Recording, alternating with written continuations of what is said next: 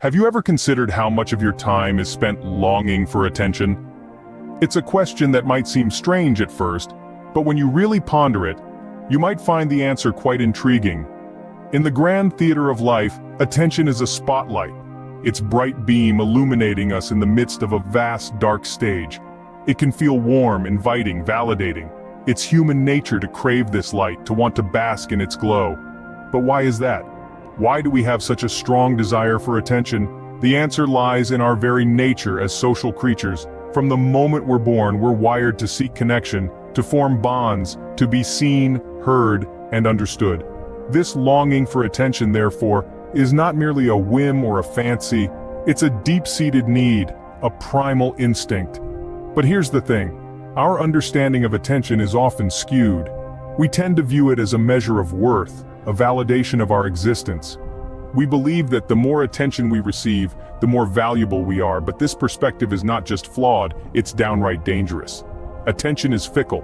It flutters from one person to another, from one shiny thing to the next. It's not a reliable indicator of worth or value.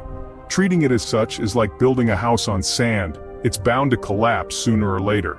Moreover, the pursuit of attention can become an insatiable hunger. The more we get, the more we want. It's a vicious cycle that can leave us feeling empty and dissatisfied, always yearning for more, yet never quite satiated. In the end, the quest for attention is a slippery slope. It can lead us to compromise our values, to lose sight of who we are, to become performers in our own lives, playing to an audience that's ever-changing and fickle. As it turns out, seeking attention might have more negative impacts than you think. So the next time you find yourself craving that spotlight, pause and reflect. Is it truly the attention you seek, or is it something deeper, something more meaningful? Let's dive into a story that perfectly illustrates this point. Imagine a person, let's call them Alex. From a young age, Alex was always in the spotlight, the center of attention. Whether it was in school, at home, or with friends, Alex always found a way to make sure all eyes were on them. They thrived on the applause, the laughter, the adoration. It was like a drug, and they were hooked. As Alex grew older, this need for attention didn't fade, it intensified. They pursued careers that put them in the limelight, relationships that kept them in the public eye, and hobbies that were more about show than substance. Alex's life became a performance, a never-ending play with them in the starring role. But there's a price to pay for living life on stage. Alex's relationships began to suffer. Friends grew tired of the constant theatrics. Family members felt ignored, sidelined in Alex's relentless pursuit of the limelight. And their romantic relationships? They were more about spectacle than genuine affection. Alex's career also took a hit. Their colleagues began to resent them, seeing Alex's constant need for attention as a sign of arrogance and self-absorption. They were passed over for promotions, sidelined in favor of those who were seen as team players, not just spotlight seekers. Even their hobbies, once a source of joy and relaxation, became a chore. Alex found no pleasure in them unless they were being watched, applauded, admired. They were always on, always performing, never able to just be. And then came the inevitable crash. After years of chasing the spotlight, Alex found themselves alone. Their friends had moved on, tired of the drama. Their family felt neglected and distant. Their romantic relationships had crumbled under the weight of Alex's insatiable need for attention. And their career? It was at a standstill, a testament to the damage caused by their constant craving for the limelight. In their quest for attention, Alex had lost everything that mattered. They were left with nothing but an empty stage and the echo of applause that had long since faded away. This is the tale of the attention seeker. It's a cautionary tale, a warning against the dangers of begging for attention. It's the story of a life consumed by the need to be seen, to be admired, to be the center of attention. It's the tale of a person who made their life a performance, only to find that when the curtain fell, they were all alone. In the end, the constant begging for attention led to nothing but despair and loneliness. The tale of our protagonist is not uncommon in today's world. We've all seen or experienced the desperation of begging for attention, the constant craving for validation from others. But have you ever paused to consider the pitfalls of this behavior? The repercussions extend far beyond a temporary feeling of dissatisfaction. Imagine a bottomless pit, an abyss of emptiness. This is the emotional state of those who constantly seek attention. The more they strive for recognition, the deeper the pit becomes. They fill it with fleeting moments of attention, but it never seems full, it never seems enough. This bottomless pit represents a chronic feeling of emptiness that can consume a person, leaving them feeling hollow and unfulfilled.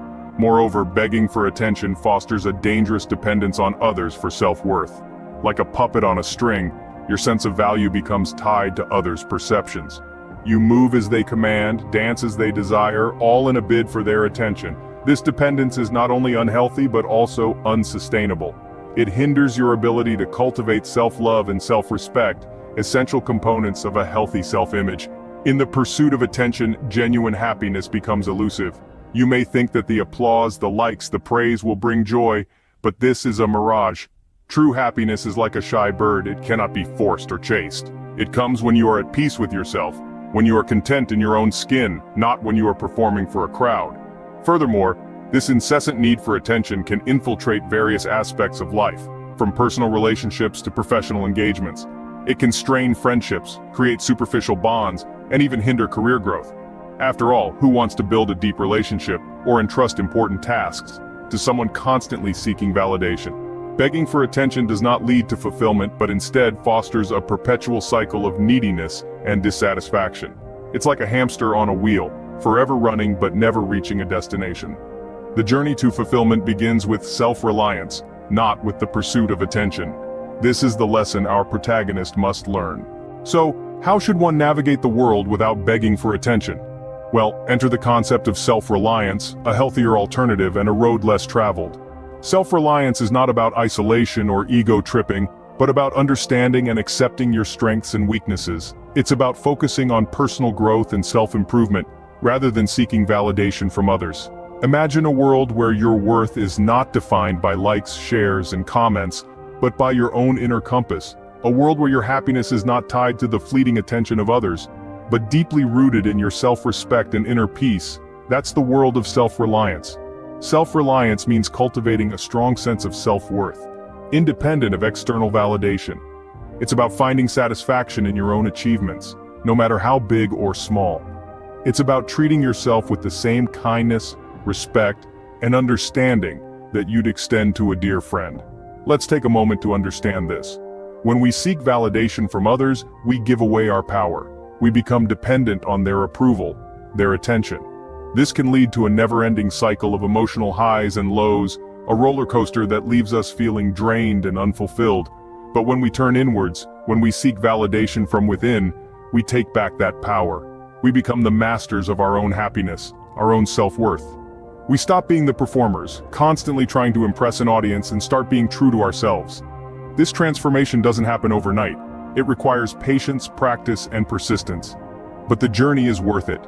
As we grow more self-reliant, we become more resilient, more content, more fulfilled. We start to realize that the only approval we truly need is our own. And so, we come full circle. From seeking attention to seeking self-reliance. From external validation to internal validation. From being a puppet on a string to being the puppeteer. When you rely on yourself for validation, you break free from the shackles of attention seeking. Let's recap the key points we've discussed. We've explored the negative impacts of begging for attention, a behavior that often stems from a desperate need for validation. This can lead to unhealthy relationships and diminish your self-esteem. We've also uncovered the dangers of basing self-worth on others' perceptions. This practice is like building a house on sand, as people's opinions are fickle and can change at the drop of a hat.